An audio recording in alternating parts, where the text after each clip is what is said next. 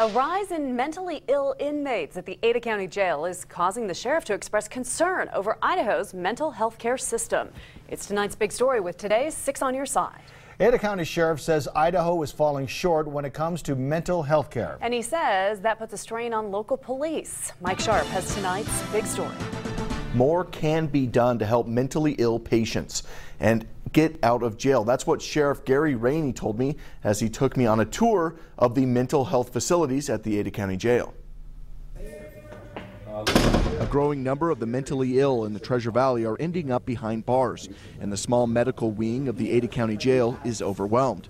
Ada County Sheriff Gary Raney says the rise in mentally ill inmates is because there's little funding for government, nonprofit, and private sector programs to help with those problems. Now we're tying up jail time, we're tying up other law enforcement time, prosecutor time, public defender time, court time, probation time, everything down the system. This is not the way to do it. Raney says at any given time, about 1/5 of the population of the jail is on psychotropic medications.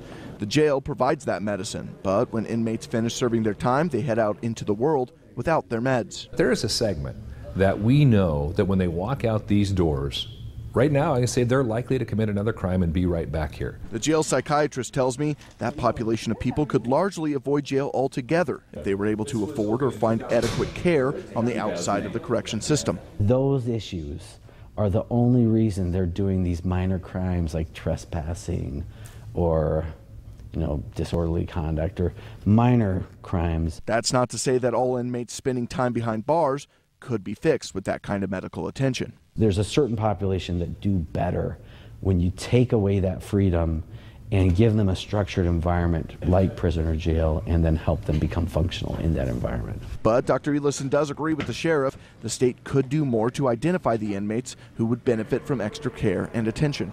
I think if we could identify those people and use alternative treatments for the minor stuff, that could maybe be the biggest help. And if that happens, Sheriff Raney says it would save lives. If we manage them a little bit better in the community, using government and nonprofit and private sector resources, that we could keep them from coming back here and, more importantly, keep them from victimizing somebody.